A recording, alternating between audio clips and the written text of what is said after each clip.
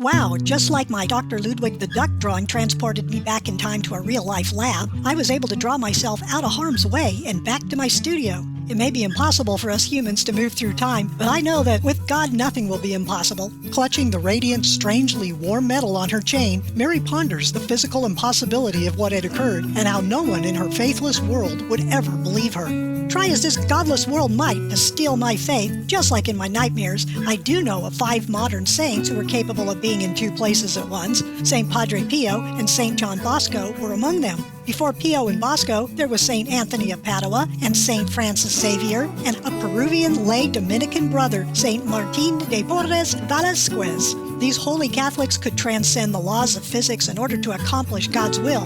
But me? I'm nobody, and not even a nun. Worse, I'm annoyingly feisty and a product of modernism. Heaven must be having to scrape the bottom of the barrel to so much as notice someone like me. Mary dusts off a Bible some handsome stranger had left her after repairing every broken thing in her studio, from plumbing to electrical problems. Refusing payment, he had told Mary that he worked for the church, but try as she might to find him, she was never able to.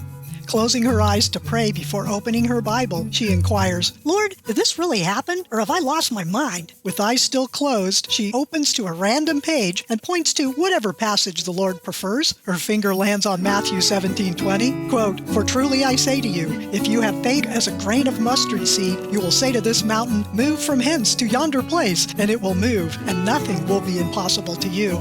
Okay, then instead of wasting the second half of my life like I did the first, kicking the tires, let's take my blazing new faith for a test drive. She recites the words, "Sacred Heart of Jesus, have mercy on me, a sinner. Immaculate Heart of Mary, pray for those who have recourse to thee." Mary lifts the metal, now hot to the touch, and presses it to her lips like a kiss. Setting aside her dad's childhood disappointment in his superheroes, a disillusionment that'd carry on in her, Mary picks up her trusty pad with pencil and begins sketching her first childhood superheroes, the Holy Family.